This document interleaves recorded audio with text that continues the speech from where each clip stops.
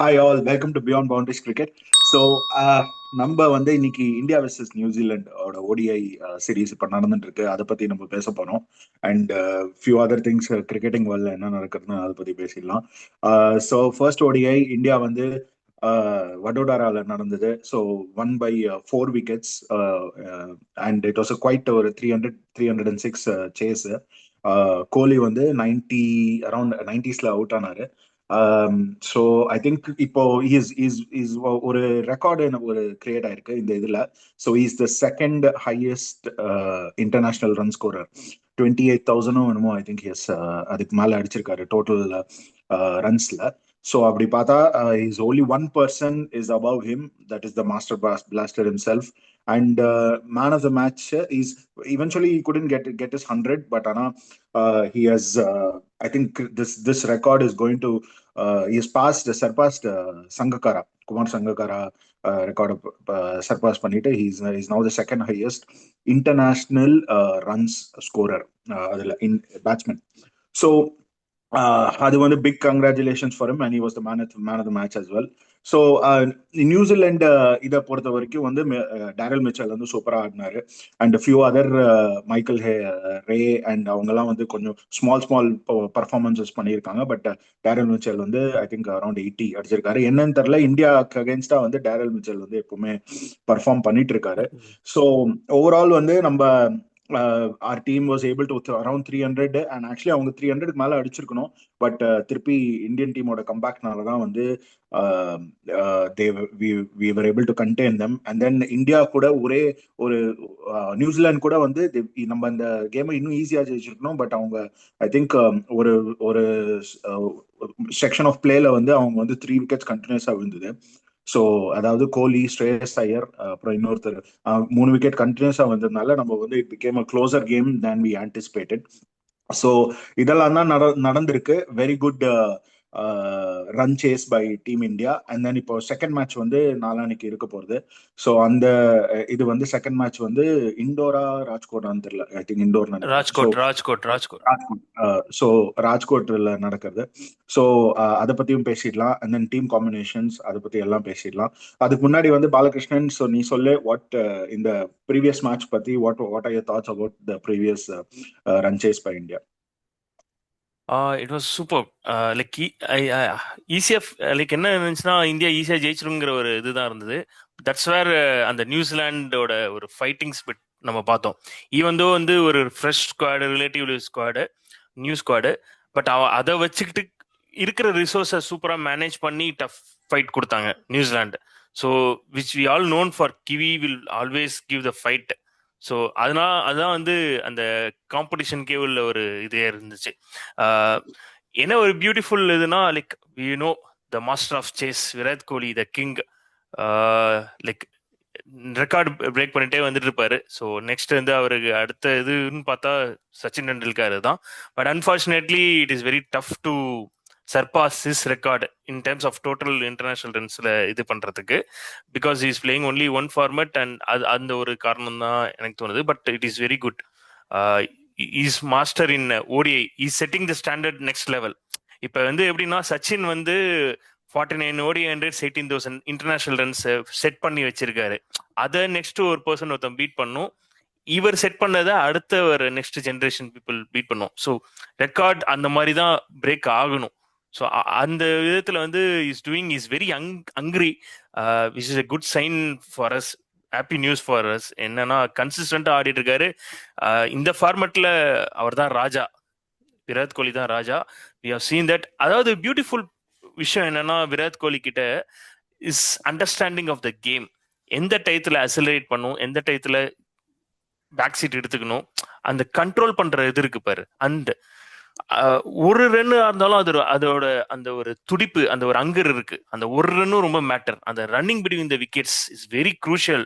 Strike rotation, this is the most important phasor in ODI. அது வந்து பியூட்டிஃபுல்லா பண்றாரு. ஒரு 4 அடிச்சாலும் அடுத்த இது வந்து ரன் ஓடுறாரு. அதுதான் வந்து அவர்கிட்ட இருக்கிற ஒரு கிரேட்னஸ்ஸே, இந்த ஃபார்மேட்ல இருக்கிற இது அவர்கிட்ட. அண்ட் இன்னைக்கு என்னன்னா, இந்த நான் சொன்னேன்ல, ஆஃப்டர் ஆஸ்திரேலியா சீரீஸ்க்கு அப்புறமே வந்து ஸ்டார்டட் அக்ரெசிவ்லி இந்த ஏர்லி. ஒன்ஸ் வந்த அப்புறம், ஏன்னா பவுலர்ஸை செட்டில் ஆக விட மாட்டேங்கிறாரு. If you see that Zakary ஃபோல்க்ஸோட last over, Jamieson last over, அந்த எண்டு முடிய போகுது. அந்த ஓவர்ல ஜக்காரி போல்டு ஒரு ஃபுல்லர் லெங்த் அதை கரெக்டா அழகா ஸ்ட்ரைட் டிரைவ் ஆனாரு. ஒரு பேக் ஆஃப் லெங்த் அழகா வந்து புல் பண்ணியிருந்தாரு. ஓகே, சூப்பரா அந்த ஓவர்ல ரன் வந்துடுச்சு. அடுத்து இவர் வந்தாரு, கிளார்க் வந்து போட்டாரு, நியூ பவுலர், அவரை டார்கெட் பண்ணி ரன் அடிச்சாரு. அந்த சைட்ல கில்லும் ஸ்டார்ட் பண்ணிட்டாரு. கில் ஆதித்யா அசோக் டேக் ஆன் பண்ண விதமா இருக்கட்டும், ஒரு ஸ்ட்ரைட்ல சிக்ஸ் அடிச்சதா இருக்கட்டும், ஒரு லெக் ஸ்வீப்ல ஸ்லாக் ஸ்வீப் பண்ணதா இருக்கட்டும், ஸோ பியூட்டிஃபுல்லா ரெண்டு பேரும் அந்த பார்ட்னர்ஷிப் கண்ட்ரோல் பண்ணாங்க, கொண்டு போனாங்க சூப்பரா. அதுதான் கிரேட்னஸ் ஆஃப் விராட் கோலின்னு நான் சொல்லுவேன் அந்த இதுல.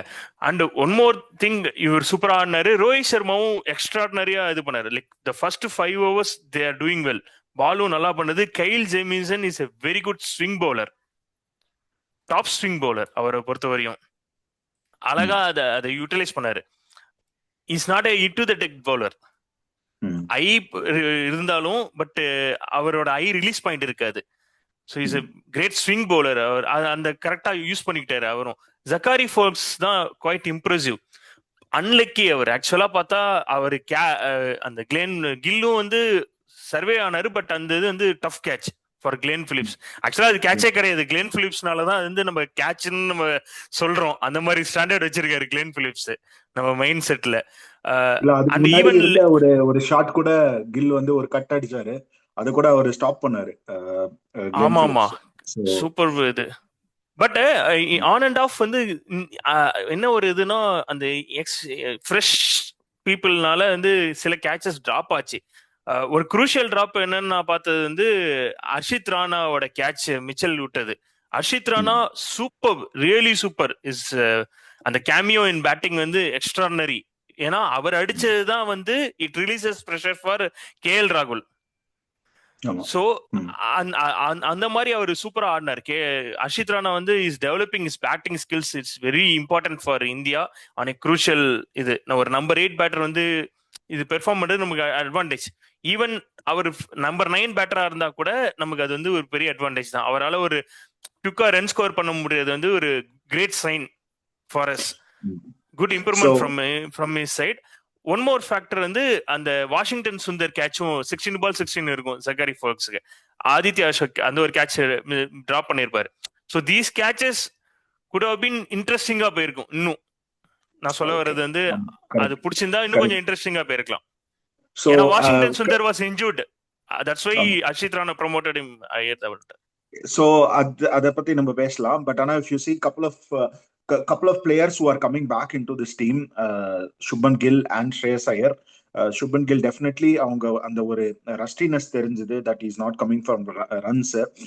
So he took his time and Kohli understood that and அதுக்கு தகுந்தாப்ல ஆடினாரு.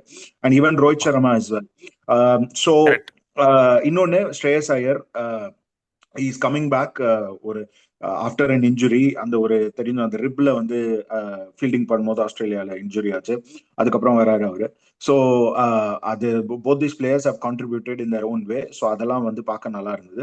இன்னொன்னு நீ சொன்னது போலிங் போடும்போது வாஷிங்டன் சுந்தருக்கு ஒரு சைட் ஸ்ட்ரெயினோ அந்த மாதிரி இருந்தது. But is ruled out for the ODI series.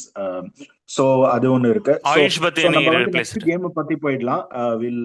ஒரு நிமிஷம் No, before going to this next, என்னன்னா ஸ்ரேயஸ் ஐயர் அவர்கிட்ட பியூட்டிஃபுல் பேட்டிங், அவர் ஆடின இதெல்லாம் சூப்பரான இது. Like we know what is capable of. அதை கண்டினியூ பண்ணாரு. ஆதித்யா அசோக் டேக் ஆன் விதமா லெக் ஸ்பின்னர்னாலே பொழந்துருவாரு ஸ்ரேயஸ் ஐயர். அதை சூப்பரா இது பண்ணாரு. பியூட்டிஃபுல் என்னன்னா அவரோட ஃபீல்டிங் தான். அந்த ரன் அவுட் இருக்கு பாரு, குரூஷியல் அந்த ரன் அவுட் அந்த எங்க மிஸ் பண்ணாரோ இன்ஜுரியிலேருந்து அங்கேயே திருப்பி கம்பேக் பண்ணிருக்காரு ஸ்ரேயஸ் ஐயரை பொறுத்த வரையும். And Rohit Sharma in glimpses we have seen அந்த புல் ஷாட் ஆஃப் ஜக்காரி ஃபோக்ஸா இருக்கட்டும், டேக் டவுன் த ட்ராக் வந்து இவர் அடிச்ச கெயில் ஜேமிசன் ஒரு 6 அடிச்சதா இருக்கணும், இல்ல வந்து ஒரு பாயிண்ட்ல அடிச்ச 4 இருக்கட்டும், எல்லாமே வந்து சூப்பரா கொஞ்சம் ப்ரெஷர் ரிலீஸ் பண்ணி விட்டாரு. அவரும் நல்லா ஆடினாரு. அன்பார்ச்சுனேட் அந்த மிஸ் டைமிங்னால அது அவுட் ஆனாரு. அவங்களோட இதுல கேஎல் ஜெமிசன் கம்பேக் தான் சூப்பரா இது பண்ணாரு. ஏன்னா the old ball does the trick. நான் சொல்லிட்டு இருந்தேன்ல, ஒன்னும் இல்ல, கொஞ்ச நேரம் இந்த கொஞ்சம் தான் இருக்கு. லைக் 17 ஓவர்ஸ், லாஸ்ட் 16 ஓவர்ஸ்க்கு மட்டும்தான் அந்த இது ஓல்டு பால் யூஸ் பண்றது. அதுவே வாட் இஸ் நம்ம டேமேஜ்னு பார்த்தோம். ஓல்டு பால் கொஞ்சம் கொடுக்குற அசிஸ்டன்ஸே கேம் அது ஹோல்ட் பண்ணுது. கரெக்ட். ஸோ அதுதான் வந்து இந்த இதுல குரூஷியலான பாயிண்ட் நான் சொல்ல வருது. முன்னாடிலாம் ரொம்ப ஈஸியா இருக்கும். லாஸ்ட் 10 ஓவர்ஸ் வந்து ரன் ஸ்கோரிங் வந்து ரொம்ப ஈஸியா இருக்கும். It is not now the case. Little bit holding ஆகுது பாலை பொறுத்த வரையும். அன்டில் அன்லெஸ் மேஜர் டியூ இல்லைன்னா ஒன்றும் பண்ண அது இது இருக்காது. சப்ஜெக்டிவ் தான் அது. ஆமா. சோ தட் இஸ் அவங்க இதுல ஓபனர்ஸும் நல்லா பண்ணாங்க. One more thing, kudos to Harshit Rana is bowling is breakthrough. என்னன்னா the variations of Harshit Rana is a key important factor. அந்த என்ட்ரி நிக்லோஸையும் தேவன் கான்வேயும் டக்குன்னு ஈவன் ரன் போனா கூட அந்த 2 4 இது பண்ணாலும் அகைன் நெக்ஸ்ட் பால் வந்து நல்ல வேரியேஷன்ஸ், வைடர் பால் அது அடிக்க தேவையில்லை. But that's how he understands that is when they are attacking his T20 bowls and defensive bowling skills வந்து யூஸ்ஃபுல்லா இருந்துச்சு. அண்ட் ஒரு nip backer for Devon Conway inside எட்ஜில் அவுட் ஆனது சூப்பர். பிரசித் கிருஷ்ணாவும் பிஸ் அண்ட் பிஸ். பிரசித் கிருஷ்ணாட்ட இருக்கிற அகைன் ஒரே ப்ராப்ளம் என்னன்னா இட்ஸ் நாட் அவரோட புவர் லெங்த் அந்த லைன் அது ஒரு சைடு இருந்தாலும் more then that is variations. It doesn't have major variations. That's why is leaking runs. அவர் ஸ்லோவர் ஒன் ட்ரை பண்ணாலும் ரன் போகுது, ஃபுல்லர் போனாலும் ரன் போகுது. Because of is lack of variations தான் இதுல ப்ராப்ளம் கொடுக்குது. அவர் genuine wicket taker. In test cricket அது ரொம்ப மோஸ்ட் இம்பார்ட்டன்ட் ஃபேக்டர். இந்த இதுல வந்து டிஃபென்சிவ் ஸ்கில் பவுலிங் தேவை. அது வந்து அவர் கரெக்டா யூஸ் பண்ணிக்கணும், டெவலப் பண்ணிக்கணும். கரெக்ட். சோ நம்ம வந்து நெக்ஸ்ட் கேம் பத்தி போயிடலாம். ராஜ்கோட்ல நடக்கிற game. What how the combinations are going to be. ஒரு ஃபோர்ஸ்ட் சேஞ்ச் வந்து இந்தியால வந்து வாஷிங்டன் சுந்தர். அதுக்கு பதிலாக வந்து வாட் டு யூ திங்க் மற்ற சேஞ்சஸ்லாம் ஏதாவது பண்ணுவாங்களா? Or what is going to be your playing 11 for India first? For India playing 11 எனக்கு தெரிஞ்சு வாஷிங்டன் சுந்தருக்கு பதிலாக நிதிஷ்குமார் ரெட்டி லைக் ரூல்ட் அவுட்னால ஆயுஷ் பதானி கொண்டு வந்திருக்காங்க. பட் ஐ ஃபீல் வந்து Nitish Kumar Reddy will get the chance. எனக்கு என்னன்னா இன்னொரு கியூரியஸ் கேஸ் என்னன்னா தே ரீப்ளேஸ்ட் ஆயுஷ் பத்தோனி. ஆயுஷ் பத்தோனியோட இது நான் வரல selection. He also done recently well in against India A series. South ஆப்பிரிக்காவோட இருக்கட்டும் ஒரு கப்பல் ஆஃப் 50s அடிச்சிருந்தாரு. ஆஸ்திரேலியாவோட இது பண்ணியிருக்காரு. அவங்க வந்து ஆஃப் ஸ்பின்னுக்கு ஏற்ற மாதிரி அவர் ஆஃப் ஸ்பின்னரா கருதுறாங்க. Is a part time bowler. என்னன்னா அக்சர் பட்டேலுங்கிற ஒரு ஜென்யூன் ஆல்ரவுண்டர் இருக்காரு. ஐடியலி வந்து அவர் தான் உள்ள வரணும், ப்ரிஃபரன்ஸும் அவர் தான் கொடுக்கணும். பட் ஆயுஷ் போத்தனி எடுத்தது தான் வந்து எனக்கு வந்து ஒரு இதா இருக்கு, கொஸ்டின் மார்க்கா இருக்கு அந்த செலக்ஷன். எடுக்க மாட்டாங்களா? இல்ல, ஜடேஜாவும் அக்சர் பட்டேலும் இந்தியன் கண்டிஷன்ஸ்ல 2 லெஃப்ட் ஆர்ம் ஸ்பின் இருக்கிறதுல என்ன பிரச்சனை? இல்ல ஆல்ரெடி குல்தீப் இருக்காரு. சோ ஒரு நமக்கு இன்னைக்கு 2 ஸ்பின்னர் தானே இருக்காங்க. இல்ல பிரச்சனை என்னன்னா இவரு கன்ஃபியூஸ் பண்ண வேண்டாம். அது ஆல்ரெடி அவங்க கிளியரா தானே இருக்காங்க. ஆஸ்திரேலியா கொண்டு போகும்போதே கிளியரா இருக்காங்க. ஒரு ஸ்பின்னர் தான் வேணும். See correct. பட் ஒரு கியூரியஸ் இது என்னன்னா Axar Patel is doing really well in terms of பேட்டிங்கா இருக்கட்டும், பவுலிங்லயும் is doing well. Ravindra Jadeja's inclusion வந்து ஏன்னா எனக்கு அவங்களோட அந்த இதுதான் வந்து ஜடேஜா வந்து is not feeling is a main player. அவரோட ரோல் கிளாரிட்டி அந்த இது இருக்கு. அவர் பவுலிங்ல இன்னும் எஃபெக்டிவா வர மாட்டேங்கிறாரு. We know what is capable of. But still வந்து it's long way to go for Jadeja's case பொறுத்த வரையும். பட் ஸ்டில் இன்னும் வரல அவர். இன் டர்ம்ஸ் ஆஃப் அவரோட ரோல் தான் வந்து இன்னும் ஒரு இதா இருக்கு. ஒன்ஸ் ஈஸ் கம் அந்த எக்ஸாக்ட் ரோல் அவர் பவுலிங்லயும் சரி, ஐ திங்க் நெக்ஸ்ட் மேட்ச் வந்து அவர் தான் மெயின் பவுலரா இருப்பார், மெயின் ஸ்பின்னரா இருப்பார்.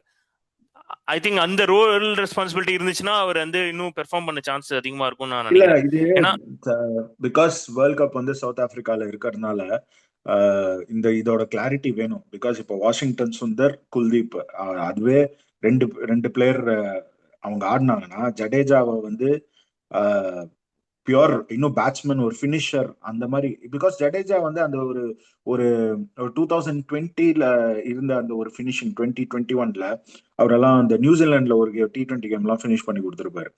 அந்த மாதிரி ஒரு ஃபினிஷர் தான் தேவை இந்த ODI. ஒரு லாஸ்ட் ஒரு 10 ஓவர்ஸ் ஆடுறது.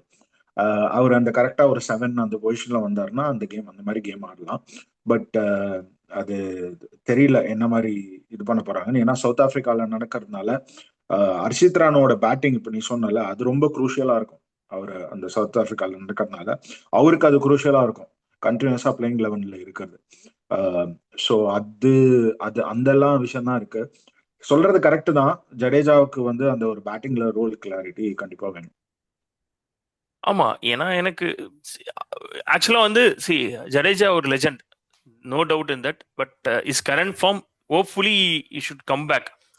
நம்ம இதை பொறுத்தவரையும் ஜடேஜாவோட எபிலிட்டிஸ் அதெல்லாம் ஒரு இதுவும் இல்லை. ஒரே இது அவரோட கரண்ட் ஃபார்ம் தான் கன்சர்னா இருக்கு இன் டர்ம்ஸ் ஆஃப் பவுலிங்லயா இருக்கட்டும். அட்லீஸ்ட் ஏதாவது ஒரு இதுல பெர்ஃபார்ம் பண்ணாருன்னா இன்னொரு இது வந்து ஆட்டோமேட்டிக்கா கொண்டு வந்துரும். ஸோ அந்த ஒரு பாயிண்ட் தான் என்னை பொறுத்தவரையும். மற்றபடி நமக்கு இப்ப எல்லாமே டிக் மார்க் நீ தான். 15ல வந்து 2 லெஃப்ட் ஆர்ம் ஸ்பின்னர் வச்சுக்க முடியாது. கரெக்ட். இது எக்ஸ்ப்ளோரிங் டைம். இது வந்து திஸ் இஸ் இந்த டைம்ல வந்து நீங்க எக்ஸ்ப்ளோர் பண்ணணும். உங்களுக்கு வந்து அக்சர் பட்டேல் வேணுமா ஜடேஜா வேணுமான்னு செக் பண்ணி தான் ஆகணும். ஒரு சீரீஸ் அக்சர் பட்டேல் கொடுத்துட்டு ஒரு சீரீஸ் ஜடேஜா கொடுக்கறது அப்படிதான் போயிட்டு இருக்கு.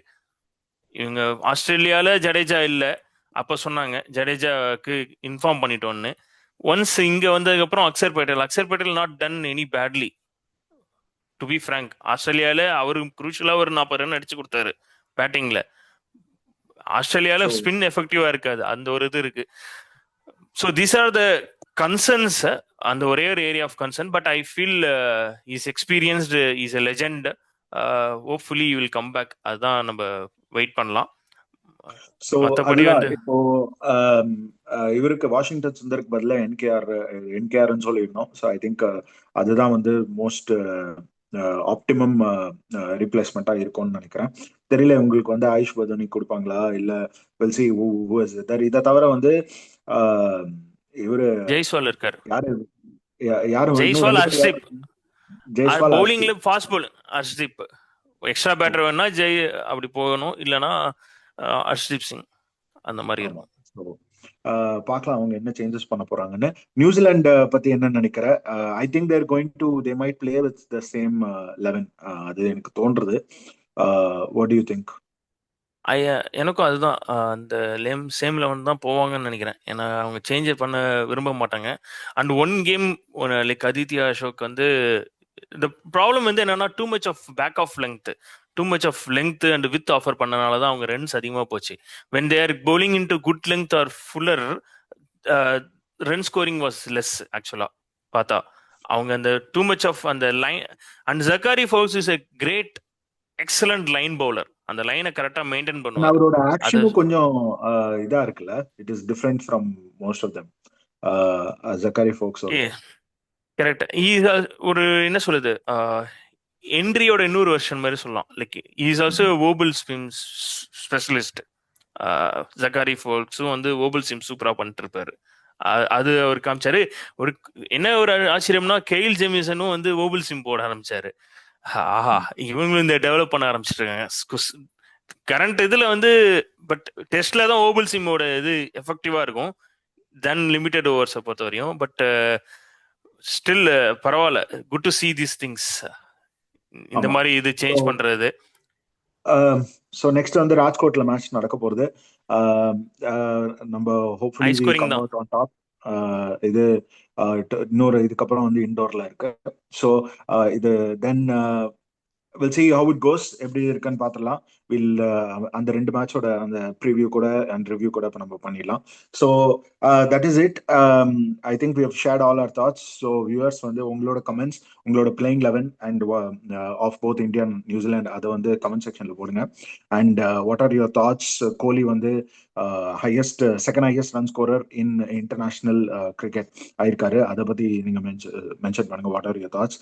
அண்ட் கில் அண்ட் ஸ்ரேயஸ் ஐயரோட கம்பேக் இன்னிங்ஸ் இன் ODI அதை பத்தி மென்ஷன் பண்ணுங்க. So please channel keep following our channel. Please keep following our content. So please like, share, subscribe to Beyond Boundaries Cricket. We'll come back with more cricket related videos. Thank you so much all.